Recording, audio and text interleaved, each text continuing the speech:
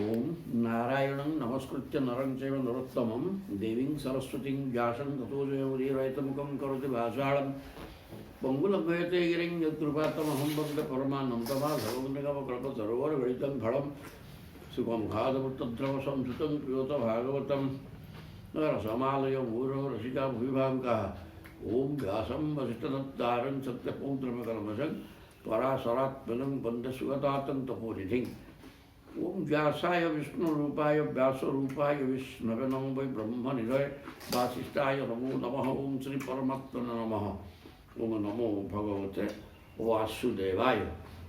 दर्शन द्वादश स्कंद अध्याय द्वादश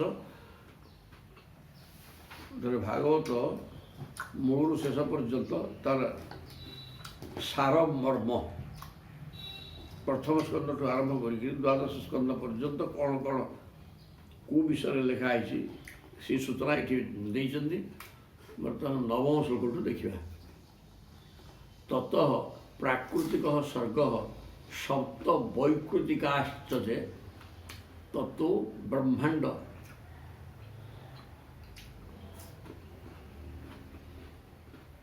संभूति वैराज पुरुषोजत गुण मानकर विचलन घटा फल ततः प्राकृतिक सर्ग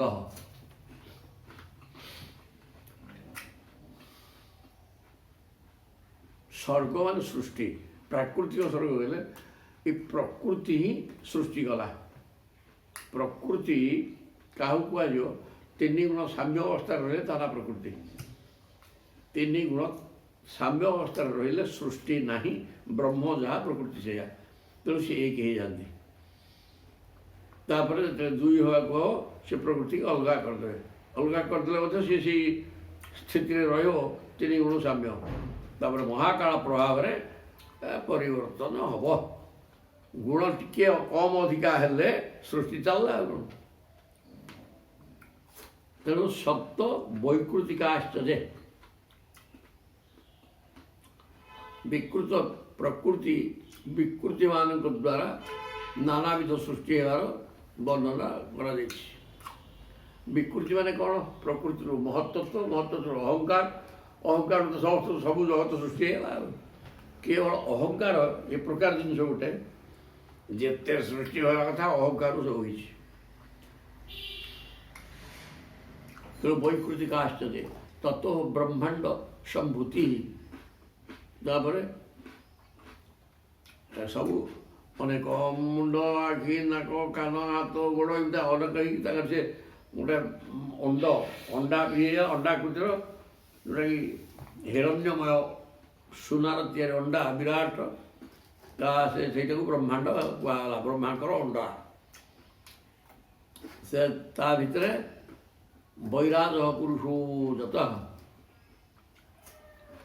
ब्रह्मांडर उत्पत्ति और से विराट पुरुष स्थितिर स्वरूप बुझाई आ ब्रह्मांड ता भर विराट पुरुष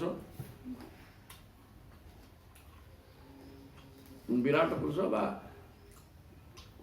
विश्वरूप समग्र विश्व रूप ऊर्ध्व तिर्जक वाक् सर्ग काल से स्थूल सूक्ष्म से गति पद्म समुद्भव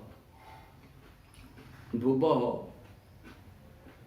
उद्धरणे अम्बुधे हिरण्याक्षवधू यथा काल से स्थूल सूक्ष्म से काल सूक्ष्म और स्थूल सब अच्छी सूक्ष्म स्थूल कौन माने सेकेंड ठार आरंभ कर घंटा तो दिन राति मास पूरा स्थूल रूप वर्ष सेकेंडटा सब सूक्ष्म तेणु समयर सूक्ष्म रूप अच्छी स्थूल रूप अच्छी गति ही पद्म समुद्भव लोक चतुर्दश भुवनर उत्पत्ति पद्म समुद्भव कालर गति संपर्क कहुई पद्मरु ପଦ୍ମଟା ହିଁ ଚତୁର୍ଦ୍ଦଶ ବ୍ରହ୍ମାଣ୍ଡ ଯେଉଁଥିରେ ବ୍ରହ୍ମା ବସିଛନ୍ତି ପଦ୍ମ ଉପରେ, ସେ ପଦ୍ମଟା ହିଁ ଚତୁର୍ଦ୍ଦଶ ବ୍ରହ୍ମାଣ୍ଡ। ଭୁବ ତତ୍ତ୍ୱ ବ୍ରହ୍ମାଣ୍ଡ ସମ୍ଭୂତି ଭୁବ ଉଦ୍ଧରଣେ ଅମ୍ଭୁଧେ ହିରଣ୍ୟାକ୍ଷ ବଧୂ ଯଥା।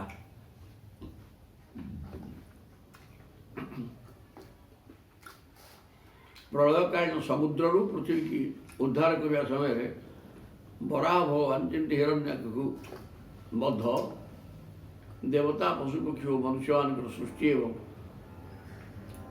ରୁଦ୍ରମାନଙ୍କ ଉତ୍ପତ୍ତି ପ୍ରସଙ୍ଗ ରହିଛି। ହିରଣ୍ୟାକ୍ଷ ବଧ ବି ରହିଛି। ପୃଥିବୀକି ଆଣି ଟେକିକି ଆଣିଲା ସମୟରେ ହିରଣ୍ୟାକ୍ଷ ସହିତ ମେଳ ହେଲା, ଯୁଦ୍ଧ ହେଲା, ସିଏ ମଲା।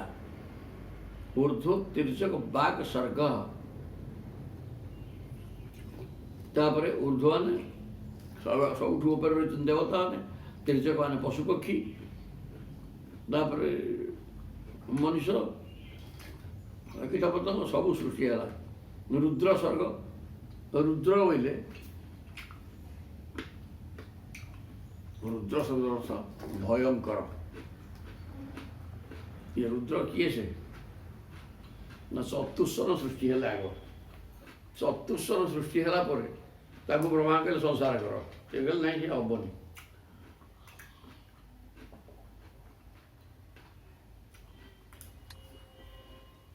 ବ୍ରହ୍ମା ନାହିଁ ଚତୁଃଶ୍ୱର ମନା କରିଥିଲେ। ବ୍ରହ୍ମା ଭୟଙ୍କର କ୍ରୋଧ କଲେ। ଆଉ କ୍ରୋଧ କଲା ପରେ ଦେଖିଲା କ୍ରୋଧଟେ ଜଳିଯିବେ, ଏଇଟା ମୋ ପିଲା ଗୁଡ଼ାକ ସିଏ ଭୁଲ କରିଦେଲି, ତାକୁ କ୍ରୋଧକୁ ଶାନ୍ତ କରିବାକୁ ବସିଲେ, ଶାନ୍ତ ହେଲାନି। ସେ କ୍ରୋଧ ମୃତ୍ୟୁମାନ ରୁଦ୍ର ହେଇକି ବାହାରିଲେ। ରୁଦ୍ରନାଥ ରୁଦ୍ର ସିଏ ବାହାରିକି ଖାଲି କାନ୍ଦିଲେ ଏବଂ ତାଙ୍କୁ ସେଠୁ এই প্রকার রুদ্রঙ্কর সৃষ্টি, সে একাদশ রুদ্র, সেই হি শিবশঙ্কর, সে সবু কিছু। তাহলে রুদ্রঙ্কর সৃষ্টি এই প্রকার হয়েছে। অর্ধ নারী নরস্যাথ যত স্বয়ংভূম মনু। ইয়ে রুদ্র সৃষ্টি করা পরে সে কଣ কলে? সি গোটে ଆଣିଛି ରୁଣୀ ହାର ଭାଇ ତିଆରି କଲେ, ମୋର ବାବୁ ଖାଇବାକୁ ଗୋଡ଼େଇଲେ। ସେଠୁ କହିଲେ ଡାକିକି କହିଲେ ଯା ଯା, ତୋର ସୃଷ୍ଟି କରିବା ଦରକାର ନେଇ, ତୋ ସୃଷ୍ଟି ଏଇଭଳିଆ କି ସୃଷ୍ଟିରେ ବାପା, ଇଏ ତ ବିନାଶ, ସୃଷ୍ଟିକି ବିନାଶ କରିବେ, ଇଏ ଯା ତପସ୍ୟା କରୁଥାଉ ବସିକି।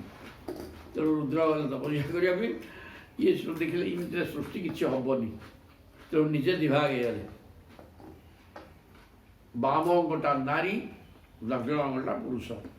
ତେଣୁ ଏଇଠି ପ୍ରତ୍ୟେକ ବି ପୁରୁଷ ଏବଂ ସ୍ତ୍ରୀ ମିଶିକିରି ଏକ ହେଲେ। ତାମାନେ ଗୋଟେ ଅଙ୍ଗ, ସେ ଗୋଟେ ଅଙ୍ଗକୁ ବ୍ରହ୍ମା ଦି ଭାଗ କରିଛନ୍ତି। ଯଦିଓ ଦି ଭାଗ ହେଇଯାଇଛି, ସେ ଦି ଜଣ ଯାକ ମିଶିକି ତେଣୁ ଏକ। ଆଉ ଜଣେ ଚାଲିଗଲେ ଅର୍ଦ୍ଧାଙ୍ଗ ନାହିଁ ବୋଲି ଧରାଯାଉଛି, ଆମର ଏବେ ଧୋଇଆ ଚାଲିଛି। ଏବଂ ସେ ବ୍ରହ୍ମା ସେଠୁ ଦି ଭାଗ ହେଇଗଲେ, ଗୋଟେ ସ୍ୱୟଂଭୂ ମନୁ, ଗୋଟେ ଶତରୂପା। ଶତରୂପା ତଦା ସ୍ତ୍ରୀଣାଂ ଆଦ୍ୟା ପ୍ରକୃତି ଉତ୍ତମା।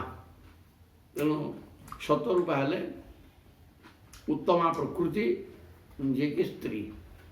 ପ୍ରକୃତିଟା ସ୍ତ୍ରୀଲିଙ୍ଗ ସହିତ ପ୍ରକୃତି ସବୁ ସୃଷ୍ଟି କରେ। ଆଉ ସନ୍ତାନ ଧର୍ମପତ୍ନୀ ନାହିଁ କର୍ଦ୍ଦମସ୍ୟ ପ୍ରଜାପତେ। ତାପରେ ପ୍ରଜାପତି କର୍ଦ୍ଦମ, କର୍ଦ୍ଦମ କିଏ? ସେ ତାଙ୍କ ଉପା କିଏ? ନା ସେଇ ବ୍ରହ୍ମା। ବ୍ରହ୍ମାଙ୍କ ଛାଇରୁ କର୍ଦ୍ଦମ ହେଇଥିଲେ। କର୍ଦ୍ଦମ ହେଉଛନ୍ତି ଜଣେ ପ୍ରଜାପତି, ତାଙ୍କର ଧର୍ମପତ୍ନୀ ନାହିଁ। କର୍ଦ୍ଦମ ବିବାହ କଲେ ଦେବହୂତିଙ୍କି ସ୍ୱୟଂଭୂ ମନୁଙ୍କର କନ୍ୟା। ତାଙ୍କ ସେଠୁ 9ଟା ଝିଅ ଏବଂ ନିଜେ ଭଗବାନ କପିଳ ପୁଅ ହେଇକି ଆସିଲେ, ଯିଏ ସାକ୍ଷ୍ୟ ଦର୍ଶନର କର୍ତ୍ତା। ଅବତାର ଭଗବତ କପିଳସ୍ୟ ମହାତ୍ମନଃ। କପିଳ ଭଗବାନଙ୍କର ଅବତାର ହେଲା।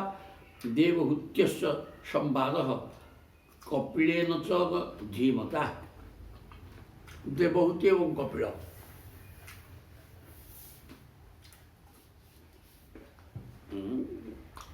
ଦେବହୂତି ହେଲେ ମା, କପିଳ ହେଲେ ପୁଅ।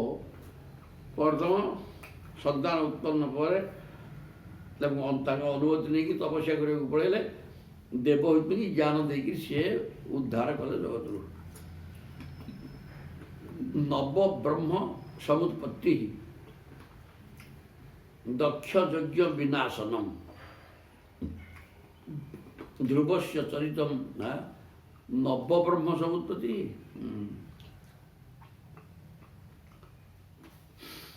ନ ପ୍ରଜାପତିଙ୍କର ଉତ୍ପତ୍ତି ବ୍ରହ୍ମ ସମୁତ୍ପତ୍ତି ମାନେ ବ୍ରହ୍ମାଙ୍କର ମାନସ ପୁତ୍ର 9 ଜଣ କିଏ ଭୃଗୁ ଅତ୍ରି ଅଙ୍ଗିରା ବଶିଷ୍ଠ ପୁଲହ ପୁଲସ୍ତ୍ୟ କ୍ରତୁ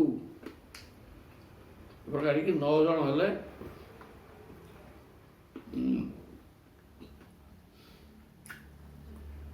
9 ଜଣ ଋଷି ଏମାନେ ବ୍ରହ୍ମାଙ୍କର ମାନସ ପୁତ୍ର।